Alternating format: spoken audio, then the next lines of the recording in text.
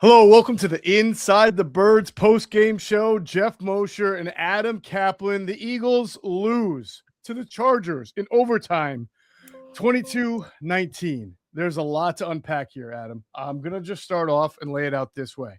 All right? There's going to be a ton of focus, as there should be, on the 4 turnovers, right? Maybe even the late crumbling of defense. Actually, 5. They had 5. I'm sorry, 5 turnovers. You're right. Yes. 2 on 1 play. We'll get into that. Yes. Almost historic. There'll be a ton of focus on that and the fact that the Eagles have lost 3 straight, and it might look like 2023. I was prepared to do this show with you thinking the Eagles were going to win the game. They were up 19-16. I thought they were going to close it out. They didn't. Then they were driving there, of course, in overtime. Thought they were going to score. They did not. So they wound up losing. I can guarantee you this, and I don't know if you feel this way, but had they won that game in either regulation or overtime, I would be on this show saying the exact same thing to you that I'm saying now. I don't care about the turnovers, the ugly, all that. To me, I was looking for a fix of the offense. I was looking for more rhythm. I was looking for harmony. I was looking for what we've basically been looking for all year, a marriage of the run game and the pass game, where the short pass came to the intermediate to the. There was none of that. And the turnovers are just a one byproduct of that. So win or lose, this is the same Eagles team. And I think that is really unfortunate as they head down the stretch here, because they did lose, and it puts them in an even more precarious situation.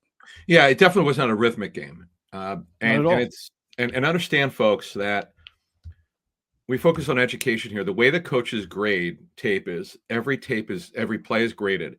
Every turnover is graded in terms of what happened. They don't do like this is not talk radio where they accuse or they have to put blame on. That's not the way coaches coach. They'd be fired if they did it that way. It's what happened. What did you see if you're the quarterback and you have the correction? And by the way, offensive line had issues. Okay. Yes, Hurts held on the ball. Hurts also had some really good inside the number throws. He did. He had some bad throws. His passer rating, I'm not a big passer rating guy because there's a reason why NFL teams don't like the stats. People look at it, but that's why ESPN came with QBR, because the passer rating's outdated. But Hurts' rating was terrible at 31-2. But again, you have to take everything into account. And then A.J. Brown, okay, the deep middle throw with juice on it, which Aikman said was on Brown. I totally agree. And Brown has a terrible drop on a great throw by Hurts in the left corner. I mean, you couldn't have placed it there any better. He drops it. Agreed. That's on Brown. Agreed. You're talking about the one deep down. Yeah. I mean, I did. On the left, it's right there. The corner made a nice play, but I agree with you that he was there. He had the ball. It was in his hands. You got to catch it. I'm not. That was there. That's fair. That's fair. And that sort of was the least of the Eagles' issues going into the game. Sort of AJ Brown's ability to catch balls that are a little bit not perfectly placed on him. So just add that to the list. But to what you just said, what we have seen all year long are offensive line penalties that are brutal. Steen had one. Mailata had one. Juergens had one. Another one that really might have been Mailata, or it was both.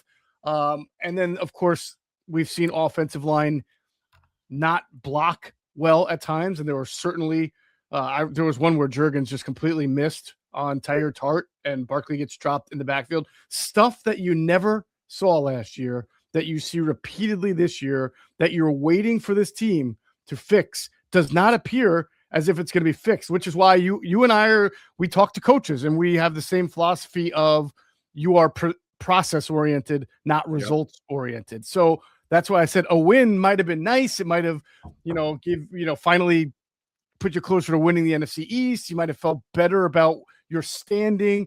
To me, I would have said no. I mean, if you're widening the lens and you're just asking yourself, forget about what the record is, their standing, their seeding. Do they look like a team that can win a Super Bowl, even if they have won the game? I said only on their best day, and if their defense could carry the load, because this offense is not coming back. It's just not. Yeah, well, and we'll talk about the defense as we get through the show. But the overview is what's that? Yeah, defense was great. I can't even. Really? For the most part. Yeah. For the most part. I mean, the back-breaking Herbert runs. By the way, Herbert had his most carries in a game in the past 2 seasons, which was 10, and he led them in rushing, which is bizarre because We might as well just talk about defense quickly, and then we'll get into the nuts and bolts, get to offense and defense, and finish. But yeah, they start off very poorly against the run. Marion Hampton looked terrific. Then second and third quarters, their run defense, other than a Herbert breakdown, was phenomenal.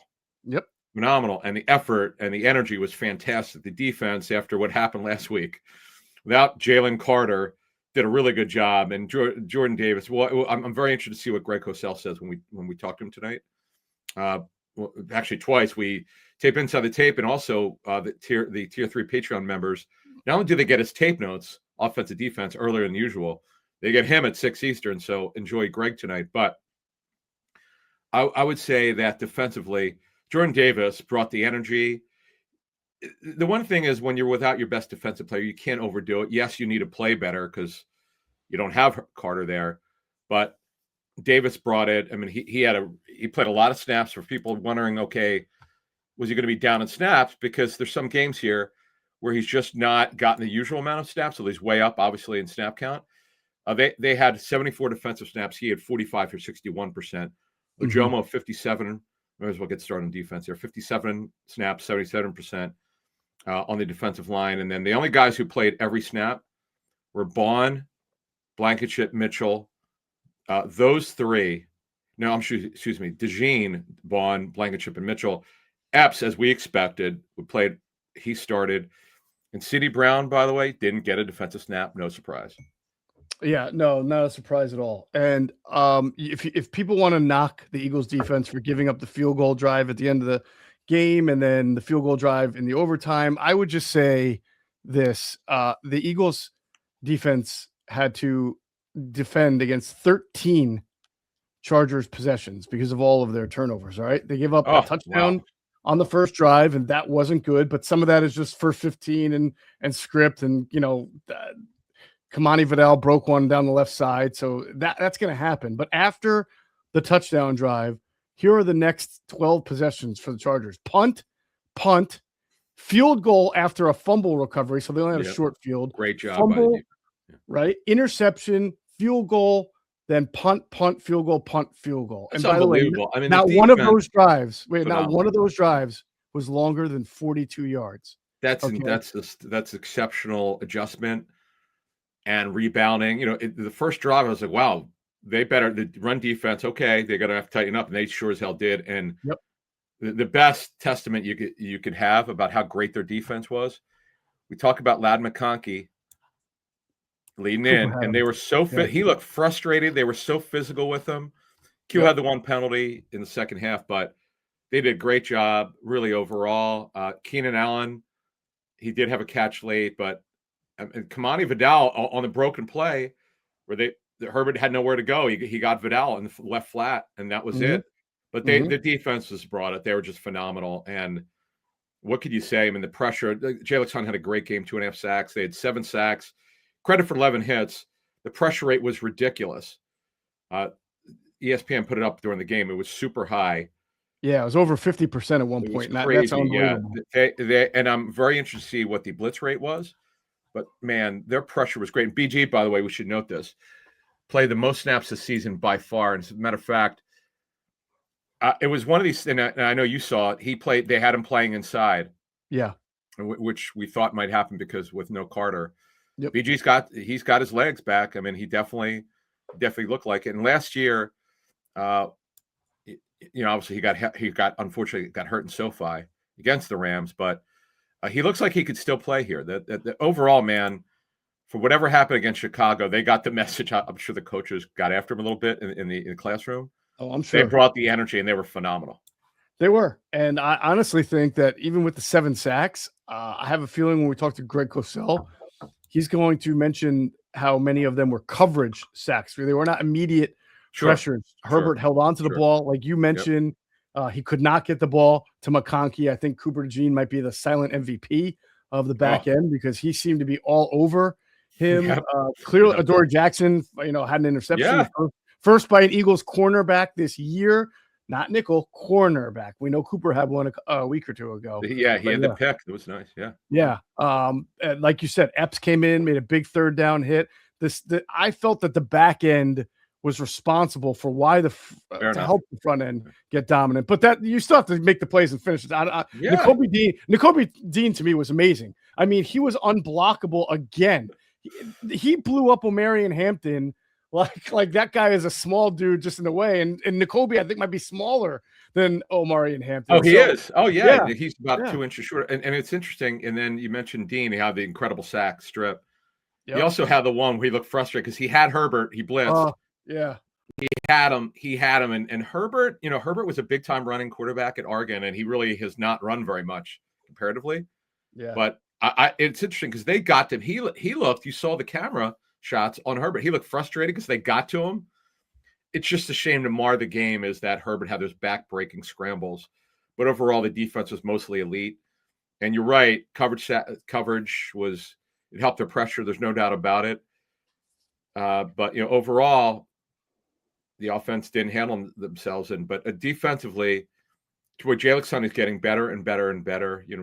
He's not going to be elite pass rusher, but he's getting much better in that area. They had a number of run blitzes going on there. Byron Young technically didn't start because they opened up with a 4-down set, but he played the most snaps. Of any of the backups. And also, you might have seen him, Robinson, number 95, who used that ugly, crazy-looking helmet. Yeah, he was in there.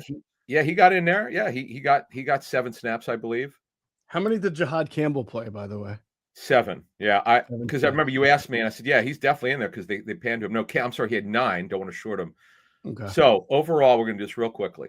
We told you about early on who played 100% of the snaps. Dean played 65 snaps, 88% of the snaps. Jalen Phillips, who had some quality rushes, 59 snaps, 80% of the snaps. Ojomo, 57, 77. One bonehead play that was a textbook leverage play. You just can't do that. You have to know better. By the way, he had 8 special team snaps, 1 bad one. Jordan Davis had 45, 61% of snaps. Very effective game. Nolan Smith had some plays against the run. 59%. Jalen Hunt, 40 snaps, 54%. He was rotating with Smith. Byron Young, who we mentioned, 32 snaps, 43%. BG, 30 snaps, 41%. And 8 snaps on specials. How about that? Campbell, 9 snaps, just 12%. 11 snaps on specials. Robinson, 7. You might have seen number 35, Michael Carter, late in the game. He had 2 snaps and 11 on specials. Amazing. By the way, to our point, after that leverage penalty by Moro Ojomo, which felt like it was coming at the worst time for the Eagles on 4th and 1, right? On the field goal, of course, they get a fresh set of downs, 1st and goal at the 9. The Chargers then run 2 plays and get -7 yards. Unbelievable, the defense, the energy, whatever. It's funny. Right before the game, Geoff, I, and Greg wound up getting the game called correctly. But before it, I was going to text you, dude, I have a feeling the Eagles somehow are going to win this game because it's LA. So funny you said that. Yeah, I have the same feeling. I felt weird that we all picked against the Eagles. I wanted to change it, actually. Yeah, me too. Yeah. Me too. I had it 24-20 Bolts, and they won 22-19. And it is definitely, this is our 8th year of the show, one of the strangest games. You mentioned it before we move on to offense. The offense put the defense in such bad predicaments. And you read earlier, it's really interesting, the timeline of all these Chargers drives where you would think the Eagles defense would be exhausted. They weren't. That's the other part about it. Where remember how people were saying, and it's fair to bring it up because they look gassed maybe a little bit against the Bears. They sure as hell didn't. No, I mean, maybe at the end, but I would credit Justin Herbert a little bit more because I thought that he had first of all, there was a penalty on on Quignon that was questionable. DPI. He got, if you watch it now, you could say it's questionable. You can't restrict movement by holding. That's what true. That's fair. Dean Blandino and Mike Pereira told me. Right. But the problem that I have with penalties like that, so I think it might have been Still. I can't remember if it was Hart or Still on AJ Brown. The corner clearly interfered, but the problem is you would see it as hand fighting. That's why they didn't call it. Right. It's just so inconsistent. That's the one issue. What is what's PI? Fair enough. Fair. That's sort of why I said it wasn't like an egregious one, but it was there. So that aided the drive. And then there was the 3rd and 4 run by Herbert up the middle where he was dragging guys. I mean, that one you just sort of tip your cap and say the guy just willed his. We've seen Jalen Hurts do that 100 times. I've never been a big Justin Herbert guy, but I got to say, he wasn't good because of his hand. His passes weren't great. He was fumbling around in the pot, not fumbling, but like jumping around. He didn't look what like he was doing. He had a bad game passing. But he really put the team on his back with his runs and keeping certain plays alive in a way that was very impressive to me. It wasn't his best throwing game, but I mean, he really. I don't get to see Justin Herbert that much, and I always thought he was a little overrated, but I got to give him all the credit in the world. That 3rd and 4 on the last drive, he converts running up the middle with his hand taking a beating. He did nothing to protect that hand. Now, I thought he was going to play a conservative game. Not at all. Well, by the way, he also was under center, and I think it was Aikman. I couldn't tell I don't know if it was whoever the official, the ESPN had as the former official in the booth. Mm-hmm. I don't know if it was him, but clear. I think it might have been that official because I think it was Byron. What's that? Was it McCauley? Terry McCauley, right? But I think Byron Young went after his hand. Yes. And he mentioned that could be a penalty, right? I put a question mark. I was like, wait a minute, was that Byron Young 94 trying to go after his hand? It looked like it. Yep. He was impacted. And by the way, we have to mention part of why the Eagles did so well. Not only did the both, obviously they have 2 starting tackles out for the season. Trey Pipkins got hurt. He got hurt in the second quarter, didn't return. Right. And Bobby Hart is one of the true all-time journeyman NFL linemen who, I mean, I remember 3 or 4 years in talking to clubs who saw his tape. This guy will never make it. Yep. Give this guy credit. I thought he retired. He didn't. Yeah. Represented for many years by former fullback Tony Page. I remember him for the Jets. Tony and I would joke one year. Tony had number 49 as a fullback, 10 rushing touchdowns. You know, nice. Tony. Who was Rodney McLeod. Go ahead. I give the Chargers all the credit in the world. I mean, the Eagles should have looked like that, to be honest with you, because that's how the Eagles typically look against a team with 3 or 4 backup linemen. But they didn't have Jalen Carter. That's a big deal, dude. I agree. I'm not taking anything away. I'm just saying they did their job. You're supposed to annihilate a team. I mean, they still have a lot of first rounders and second rounders, third rounders up front, and they did their job. They did what they were supposed to do, and that was good. They played a great game. Herbert, Justin Herbert just willed them in a way that I was really impressed with. Well, and I don't know. I do think that the ceiling for the Chargers is pretty low though because of all those injuries. It sucks. No, but I want to ask Greg, because Greg will do this because he's pointed out against running quarterbacks or quarterbacks who ran the ball, whatever particular game, he'll point out, oh, you know what? He'll say, like, what were they trying to do in that game? I think it was, you pointed out on one of the Eagles' opponents, it might have been Minnesota, where Hurts had a run where the defense went brain dead. Like they didn't play the responsibility the way that they're taught. He could tell. Right. I'm going to ask him as well. Eagles defense was phenomenal. They did a great job after a tough first quarter against the run. Mm-hmm. But I do wonder if they play the responsibility. He may not know. He'll tell you when he doesn't know. He can't tell. Yeah. I mean, in fairness, there were not a lot of wide open runs for Herbert. He was that was thin. Yeah. And let's get to the offense in like 30 seconds here. But overall, to sum it up, defense is great. They brought the energy. I wonder for folks, you could tell us in the comments if you went to the game, by the way, because I know we have a lot of Southern California listeners. I wonder, it looked like the crowd was pretty good because they panned to it with a lot of Saquon jerseys. Yeah. Hurts. Yeah. I saw number 9 Nick Foles jersey. I don't know who else it could be.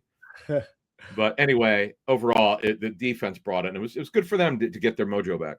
Yeah. I think the Chargers got booed coming out of the tunnel. So I was pretty sure it was a very highly did they? I know that. Crowd. Yeah, when they showed it on TV, they were out with flags and people got booed. And then there was a whole lot of Coop in the game whenever Cooper had to break up. Yeah. And there was also a lot of booing, and I assume that was Eagles fans against the Eagles offense as we get into You're probably get out of here.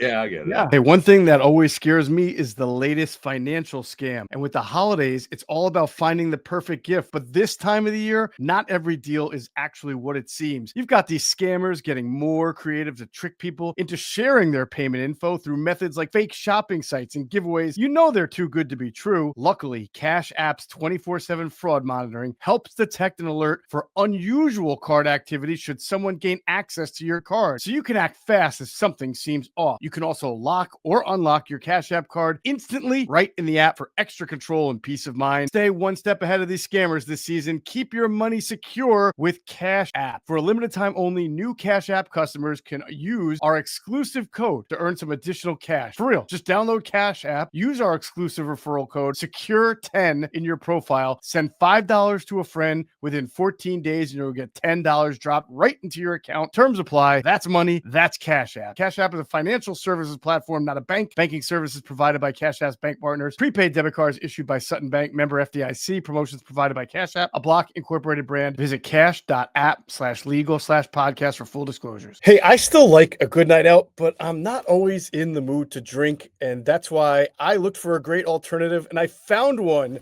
It's called Sol's Out of Office Gummies. You get the same light, happy buzz, but you don't have the hangover. There's no sugar, and you don't get that awkward feeling the next morning.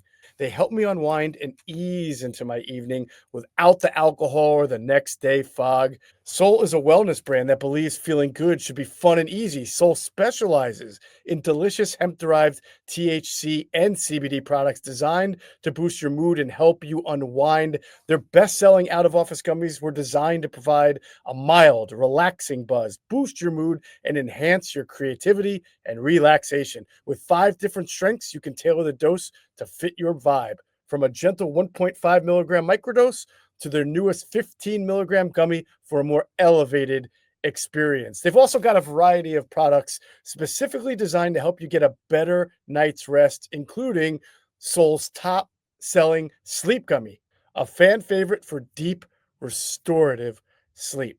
So bring on the good vibes and treat yourself to Sol today. Right now, Sol is offering our audience 30% off your entire order. So go to getsol.com and use the code BIRDS, BIRDS. That's getsol.com, promo code BIRDS for 30% off. I think we talked about it in the pregame show. Along the way, in trying to fix this offense or rectify it, we've seen different wrinkles. You know, we've seen the under center that was introduced around week 5 or week 6, and then working play action off that. And we've seen jumbo, right? They've done that a little bit. It felt like their most recent solution or attempt to rectify the offense was a lot more spread empty formations for Jalen Hurts.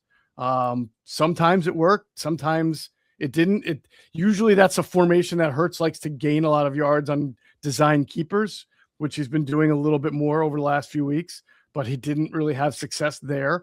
And I'm not sure it really did anything for the offense. I'm not sure if any wrinkle in itself is going to do much more than win a game one particular week at this point. And I just would love to know the science behind why they have to wait till the last second to get the ball snapped. It's so bad. It's embarrassing. It's actually gotta be intentional, right? I mean, they do it every game. I can't. No, it's not intentional. This is embarrassing. But they could snap the ball earlier. I mean, they are a good no huddle team when they want to. I mean, they clearly do this for a reason. The issues happen. No, the issues happened last season with getting the ball in late. This season, I've never seen this in my career. It's 27 years to cover this business. Yeah, I've never seen a team that cannot get the ball in remotely on time. You can't. Wow. Why is it? You see the clock under 10 seconds. It's like, is this a shot clock for the NBA? Why can't they get the damn ball in? That's why I was convinced it was intentional, because I can't imagine you'd be doing this long into the year and not fix that.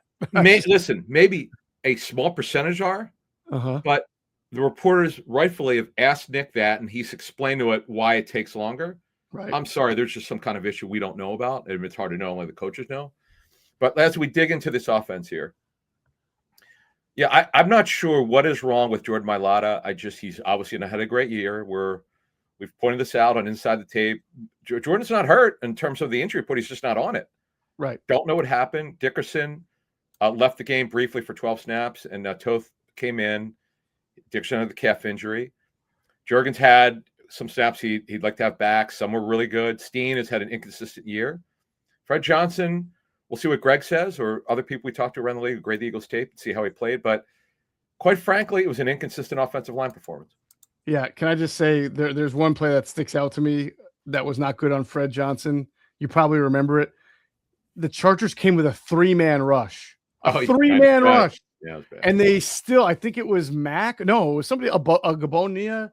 Somebody beat Fred Johnson like right off the snap and forced Hurts to his left. It wasn't an interception play. I think he had to throw it off balance. But my God, you can't. How often do we say, why 3-man rush? You never rush with a 3-man. What are you doing? I don't even think the Chargers expect. They were just trying to get 8 in coverage on a 3rd down and just happened to get the pass rush. It's funny. You text me as soon as you did. You said, did you see that was a 3-man rush? I said, yeah, that was bad. Yeah, and Agbania came off IR. That was not good. Well, and then Jason O, the former Jason Owe, Dafe Owe, he bailed the Eagles out on that penalty. Yep.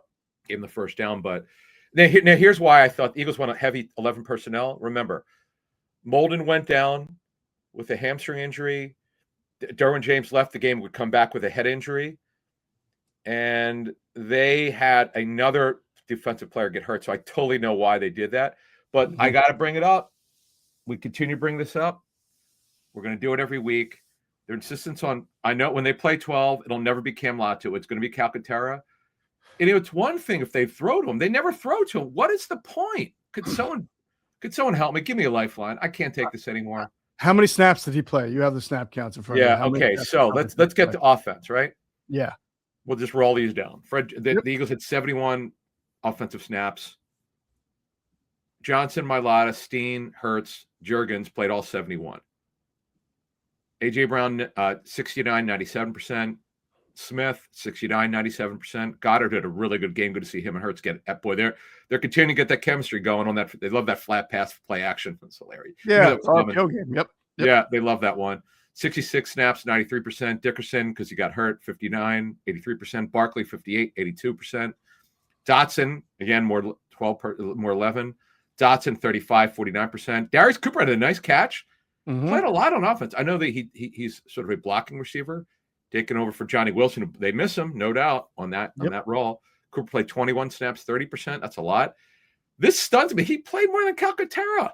Yeah, well, that's what I was saying. They seem to want to go more spread empty, which is 4 or 5 wide. So you're going to put an extra wide receiver on the field. By the way, did you see the last one they did? They went empty, in the gun, and Hurts hesitated. It didn't look like he had the inside. Like they've had some gun runs where he went right up the middle of late in the final quarter here, and of the season. But in this game, that didn't happen. He had the nice 8-yard run. Other than that, he didn't do anything running it. Calcaterra had 15 snaps, 21%. Toth, 12, filling in. Shipley and Bigsby only had 7 each. Bigsby had 1 carry for 4 yards. Barkley had, other than the big run, it was very mid-level running the football with Barkley. Where they did well, for those wanting it to happen, they had it. Off tackle runs, they did well. Inside, terrible as usual. Yep. It is what it is. I just don't know why Bigsby can't get 5 to 7 carries. What is wrong with doing that? They won't do it. Shipley, by the way, led all offensive players with 21 snaps. As a matter of fact, he actually tied. It was Shipley, Latu, Granson, with the one great special teams play. Those offensive players at 21. Leading overall, Ringo doesn't play on defense anymore at 29. And Bennett, by the way, did not play on defense as expected. Yeah. Because Vic has no confidence in they can play defense for them. So that was not a functional run game. I don't care what the 122 rushing. 52 came on a play that was basically a gadget. It was a fake. It worked for me. No. Listen, I get it. It worked. But if I'm saying, like, if you're looking for signs of good blocking, good offensive scheming, that's not it's like a flea flicker. You don't say that as the greatest, most rhythmic passing game. It's a gadget that worked. If you took away the fifth that play, he had 70 yards on 19 carries, which is not great. And the only thing they did well is run off tackle. I mean, it did work, but right. And even that, I think his first 2 runs, he had like a 14 and an 11 or a 16 and 11 on the first 2 runs of the game. His first 2 runs were really good. I believe. Down. Oh, yeah. He had, and then he had a bunch where inside they crushed him. Yeah. As usual. He had about 15 runs for like 40 yards on everything else. So that's awful. Not good enough, right? It's clearly not good enough. And this is the first year with this group, obviously, and this is, again, our 8th season. They have a below average offensive line performance this season. That's really the way that they played. Yeah, that's very surprising. Surprising that not surprised, shocked. Good. Shocking that that pass protection is good, but run blocking isn't. Now, it's gotten worse. By the way, you say that their pass protection has gotten worse. They're still, you'll see guys miss but there were plenty of times where Jalen Hurts enjoyed more had time in the pocket yes. than most quarterbacks are privy to. Certainly, Yes. Herbert did not have that. No, because he's playing with a makeshift offensive line, but they're not pass pro. They're not nearly as good as they were earlier. Where we go, wow, the pass pro is really good. Yeah. So Hurts. Listen, here's the thing. Again, turnovers must be graded. We explained to you to start the show how coaches grade. He had a thumbs down game, not just because of the picks. It's indecisiveness, but then again, when he's decisive, he had actually anticipation throw. Yeah, the 28-yarder Devontae Smith in the fourth quarter was one of the greatest throws he's made all year. It was a beautiful throw. It's I don't know. I don't go by TV copying when he has that glazed look. Any quarterback could have that. But he was certainly, as you said earlier, and agree, he was not in any kind of total rhythm. Overthrowing, hold on to the ball. Everyone saw it. I saw it on social. We all saw it. The ball. He stared at Brown on the crosser, didn't throw it. See, this has nothing to do with coaching. That's on the quarterback. See, guys were there. The Patullo haters, there's plenty you could criticize Patullo over in other games. This is not one where you go, it's a badly called game. Yeah, the route combinations, we've called it. We've talked about that. We know it's also simplified. It's what people should point out. Part of coaching is you don't call things you don't believe your quarterback can handle. That's It's called coaching. That's why the offense looks the way it does, by the way. I mean, I can't tell you how many coaches I've talked about that. We don't give our quarterback things he can't do. Right. But yeah, it's Hurts was not good, but you isolate throws, which coaches do, and you go, well, okay, there's something you could build on. But you said it best overall. This offense is so choppy. You don't know what you're getting from game to game. You pretty much know what you're getting from the defense. Nobody's perfect. You're not going to play great every game. They had the bad Bears game. That was pathetic. But overall, there's nothing. When you talk about identity, I call it hanging your hat. There's nothing this offense can hang their hat on. Nothing. You just made me think of something in how you're describing Hurts. He makes the hard plays look easy, like that beautiful pass to Devontae Smith, like almost every deep ball he throws, which is supposed to be a low percentage play, but he puts it right in the wheelhouse. Yeah, lower percentage, right? Yeah. He makes the hard plays look easy, but he makes the easy ones. And I don't play quarterback. I'm just saying, like, the ones where Troy Aikman are saying, man, he's right there. You're looking, he's right there. He's there. He makes those hard. And it's so confounding because you know how much talent he has enough to make some really difficult throws look routine, but why can't he make the routine plays? That is the one that's confounding. All right, Brad Childress would say this about Tavares Jackson. He needs to make the routine plays routinely. That's one of my favorite all-time lines. We need to use that more. Yeah. Hopefully our Andrew DeCheck will talk to Coach Childress as he has in the past. That'd be a great one. That would be good. Yeah. But you know, overall, it's like the positives are at times the pass game looked actually pretty good, but again, it's spotty. Brown getting the ball. Crossers, by the way, to Brown for people wanting it. They got it. Goddard inclusion, got it. They had one screen. Didn't get quite what they wanted. Well, it should have been. The blocking was pretty bad. Yes. It was the right play call. It was the right look. It was the right play call. Execution poor. Yeah. Yep. See, that's the part. I was like, okay, they tried to run early. They tried to get Hurts into rhythm. There were throws to be made. There some worth, and were not turnovers. But again, to sum this up, you just can't say. And you said it again. You're down 14 weeks. You still don't know. Yes, they want to be a running team. They don't run the ball well. That probably will never happen, based on what we've seen. We've had 14 weeks. We don't need to guess. We know that they've ran the ball well consistently in one game. That was against the second game against the Giants. They are what they are. Their defense has mostly carried them this season. Jake Elliott missed another field goal. We need to mention that. Dude, that's 5 and an extra point in the last 5 or 6 weeks. That's not good. I don't get it. Yeah, I don't get it. I know Warren brought up in our Patreon halftime chat with 2 or 3 members. Warren brought up the guy they should have is Dicker. I hear you, man. Dicker now is on pace to be one of the best kickers in NFL history. Dicker, the kicker, unbelievable.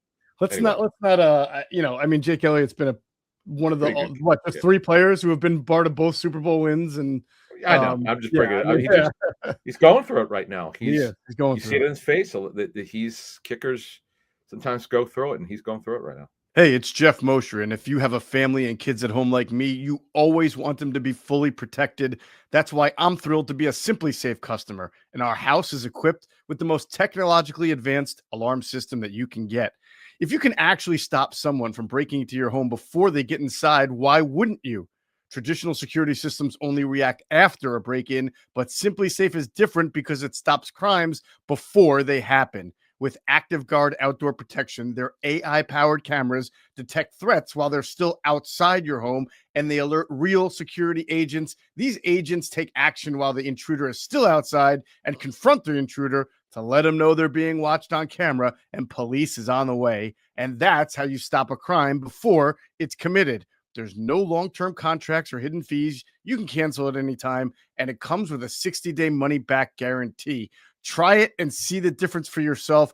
Do not miss out on SimpliSafe's biggest sale of the year. Get exclusive early access to SimpliSafe's Black Friday sale, 60% off. There'll never be a better time to get real security for your home. That's 60% off their new SimpliSafe system at simplisafe.com/birds. simplisafe.com/birds. There's no safe like SimpliSafe.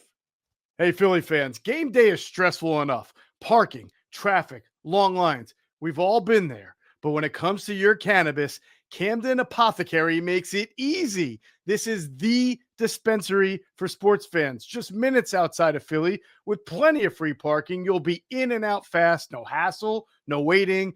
And they don't just care about convenience. Camden Apothecary is all about the guest experience. Their staff makes sure you feel taken care of every time you walk in. Plus, they carry only the best quality cannabis at the fairest prices. So whether you're stocking up for the tailgate, the watch party, or celebrating a big win, you know you're getting the good stuff without overpaying. They even show love to the community with specials for fans, students, service members, and healthcare pros. Camden Apothecary, top quality cannabis, great prices, and an experience made for Philly fans 21 and up. All right. Before I just want a quick summary here before we get out of here, because we've zeroed in on everything from the game, but we really should talk about what this means long term. I mean, they've got Raiders coming up. They should be able to beat the Raiders. They probably will. I don't think there'll be much to take from it, even if they beat the Raiders by 15. Then you got 2 versus Washington with a Buffalo sandwich in the middle. I mean, I don't feel like this is too. I don't think they're going to go own. This is not like 2023 to me, but it's not that far. I mean, certainly if they lose to the Raiders, then it's just DEFCON 5. But I just don't know about this team, Adam. I agree. Don't have a whole lot of confidence that they're anything more than a first-round playoff team here. Well, here's the thing, and here's why it's not like 23. Because if you remember, the offense collapsed late. I mean, down the stretch, they were terrible. Yeah, that's when the Brian Johnson stuff started to get it. That's why Brian Johnson got canned in addition because he was in between Hurts and Sirianni. That thing. We don't need to rehash that. But the defense is a really good defense. Obviously, very well coached. It's right now they have no offensive identity. We know what they want to do. They can't do it, but they're going to have 10 or 11 wins. They're only a game and a half up, but if you look at it, it's home against the Raiders, win at Washington on the Saturday 5:00 game, ridiculous time. But anyway, at Buffalo, and then the Washington game at home in week 18. We don't know what time that'll be. And then if you look at the Cowpokes schedule, it's hard. It's got some easy and some tough. Yeah. They host the Vikings, then they host the Chargers, then at Washington and at the Giants. So it's a little bit harder. But anyway, Eagles most likely win division. But you're right. I can't disagree with you. It's just confounding, this offense. I can't wait to talk to Greg, because I wonder, we're like Greg, because it's only what the tape tells him, right? He's seeing the same tape and grading like a coach would. I'm curious what he's going to say about this offense. Oh, is it the same? Was it better or worse than usual? We don't know. We'll see. No doubt about it. We will hear from Greg. We'll hear from Derek Gunn, Ray Didinger, all the, Sam Finkel will go inside the data. Andrew DeCecco will continue to bring us coverage from the Eagles NovaCare complex throughout the week. And one more real quick. Aaron Borgman, you must watch this. Former assistant athletic trainer for the Eagles and Chiefs. For the Is it tier 2 and tier 3 Chalk Talk? Is it tier No, that's 2 for everybody. That one's for everybody. Yep. Okay, all our Patreon members, you get this Chalk Talk from Aaron. Wait till you hear how he not only breaks down Lane Johnson, Jalen Carter, Simmons, the left tackle for boy. I learned a lot about Liz Frank injury, ankle dislocations, just the way he broke it down and the treatment, the edge. And he's been on with us before. He's phenomenal. You could follow him and his partner Evan Kraft, who's a three-time Super Bowl champion with the Chiefs. Yeah, Sports Med Bros podcast. You must listen to it. And he's and folks, I know we're going to put a clip out of the Lane one, but watch what Aaron's watching. There's a story to it. Should I give it away? For Lane? No. Why Aaron is wearing that jersey that he wore? Oh, that one's only privy for the Patreon folks. The shortened version. Okay, it's hilarious. And I guess right. The game was because who went off in that game? Go ahead. Oh, yes. That was the Detroit Lions game. The John Kitna and Roy Williams versus Kevin Curtis and you got it. Was it McNabb? I don't think it was McNabb. Wasn't he hurt that day? I don't know, but it might have been McNabb. I said to Aaron, is that the Kevin Curtis game? He goes, bingo. You got a good memory. I said, because those jerseys were terrible. Yes, they were. They were very ugly. Yeah. Great stuff, though. Yeah, just make sure you're dialed into Inside the Birds all week. We'll have the best coverage as we usually do. That's going to do it for the Inside the Birds post-game show. For Adam Caplan, I'm Geoff Mosher. Catch you all on the next one.